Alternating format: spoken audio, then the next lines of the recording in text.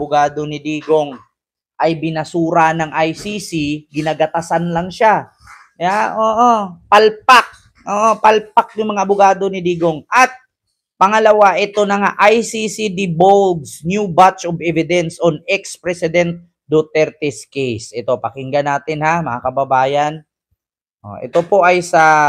ICC has disclosed a... Ito po mga kababayan ay sa PTV News po ito ha.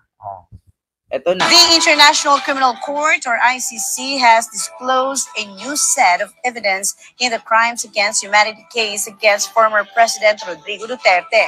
The prosecution revealed 139 items, including documentary materials cited in Duterte's arrest warrant, which involved killings linked to his drug war, both during his time as a mayor of Davao City and as president. ICC Assistant Counsel Attorney Cristina Conti believes these new pieces of evidence will strengthen the case against Duterte. Narinig nyo mga kababayan, yung sinabi, naku, tinadtad si Digong ng ebidensya sa ICC. Aba, ewan ko lang kung makakalaya pa yung lulo ninyo. Ako na nagsabi, mga kababayan. Ito, search natin ulit. Duterte, tinadtad ng ebidensya. Sa totoo lang, mga kababayan, ito si Digong, maano talaga to, aamagin to sa loob ng Duterte. Ayan, tinadtad. Ay, actually, mali ang pagkasulat. Tinadtad ng ebidensya sa ICC. Mabubulok to sa loob, mga kababayan.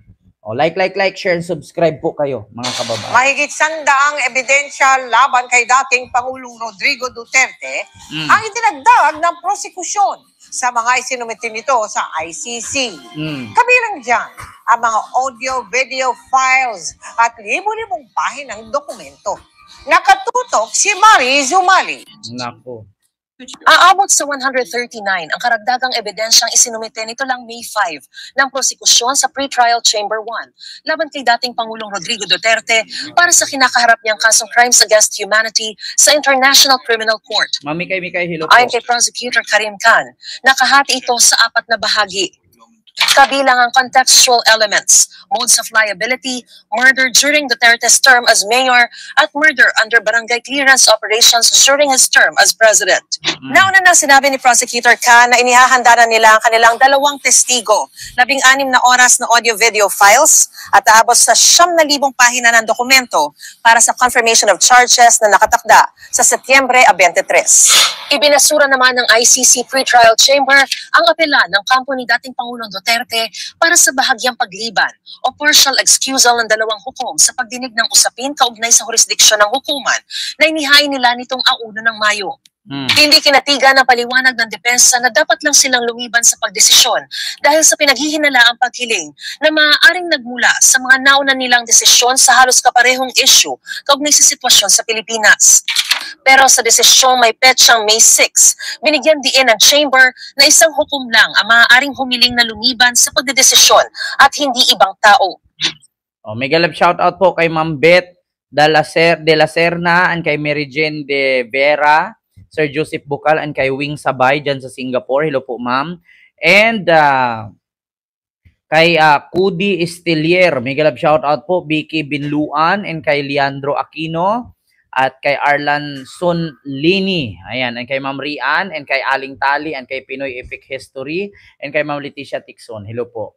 So yun na mga kababayan, nakita nyo naman po na tinadtad po karagdagang 139 na ebidensya laban kay dating Pangulo Duterte, isinumite ng prosecution. Naku po.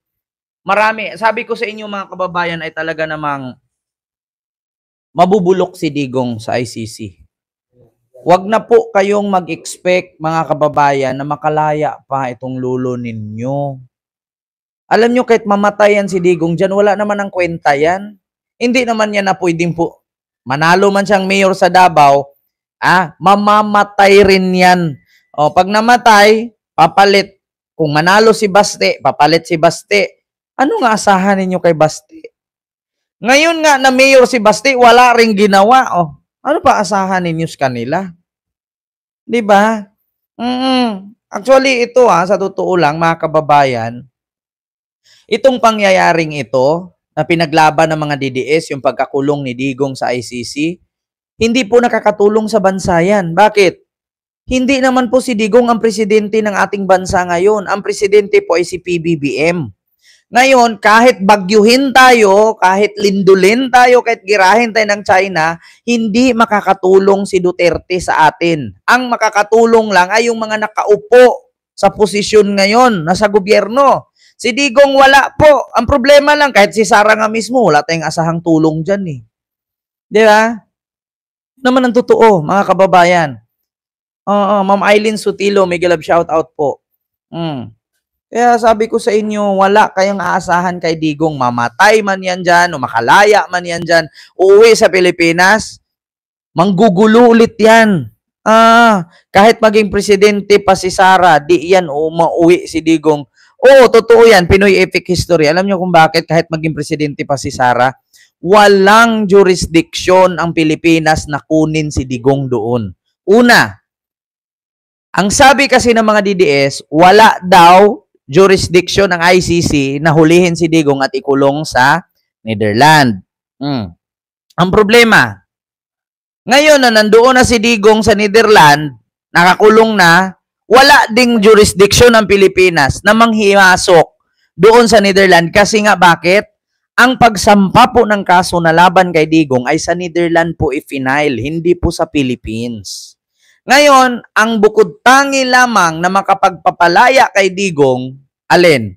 Ang iatras ang kaso laban sa kanya.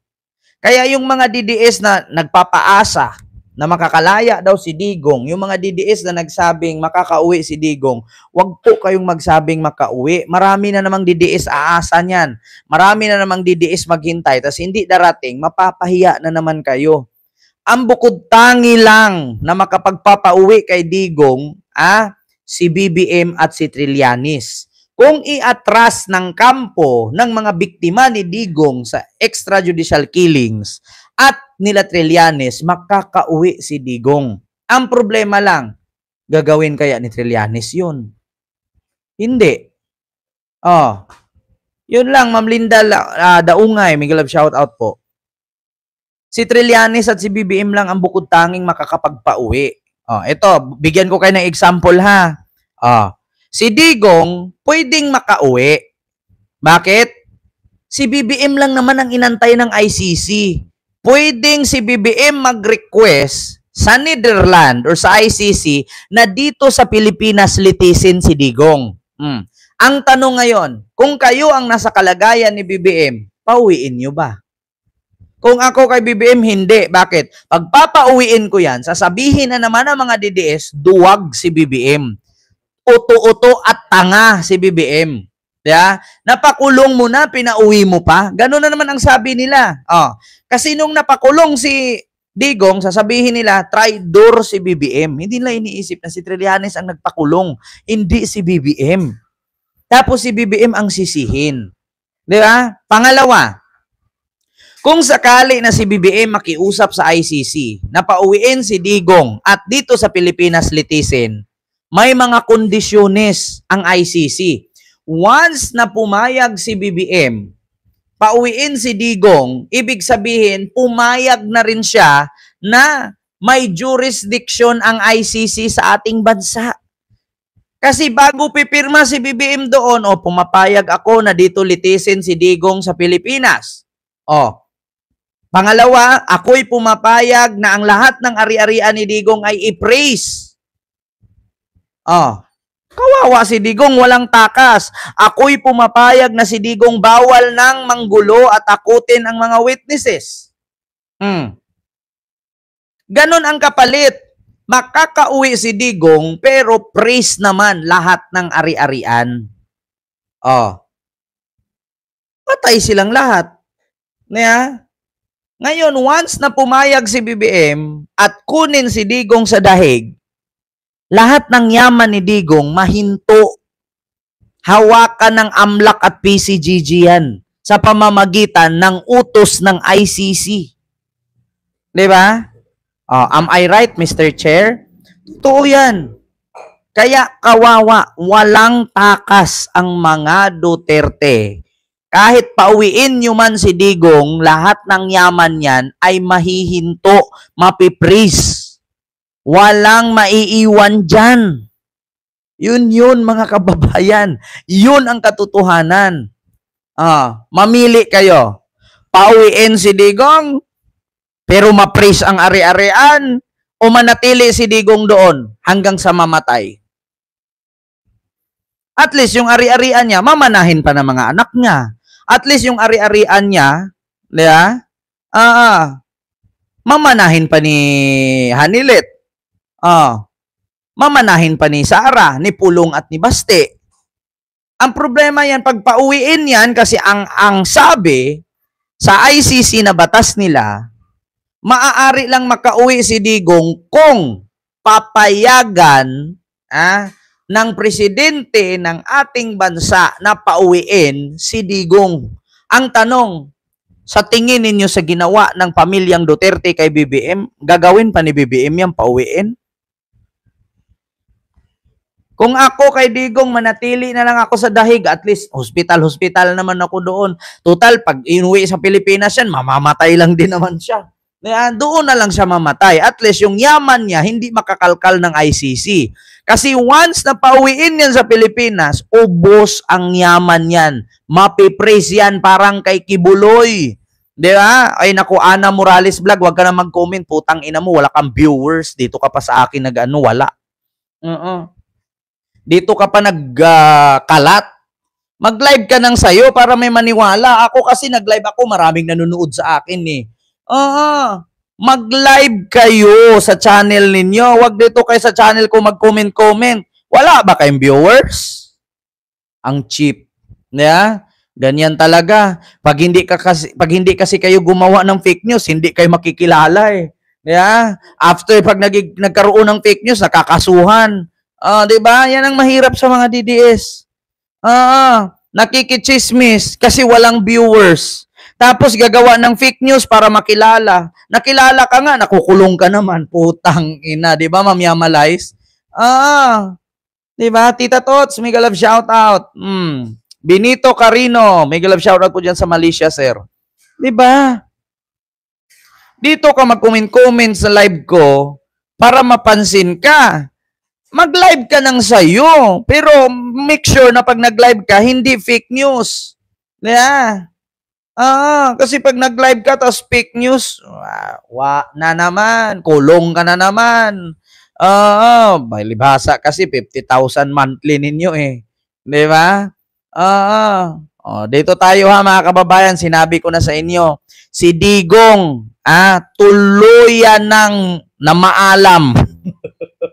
Si Digong tuluyan ng namaalam, doon na yan iburol at 40 days sa Netherlands. Hindi na talaga makauwi. Tinadtad ng sandamakmak na ebidensya ng ICC. Kaya ang ginawa nitong mga abogado ni Digong, puro na lang motion. Tapos puro naman dismiss at binasura. Wala na, ginagatasan lang si Digong. Sa bagay, pera naman niya yan. Nakaw naman yan. Wala na tayong problema dyan.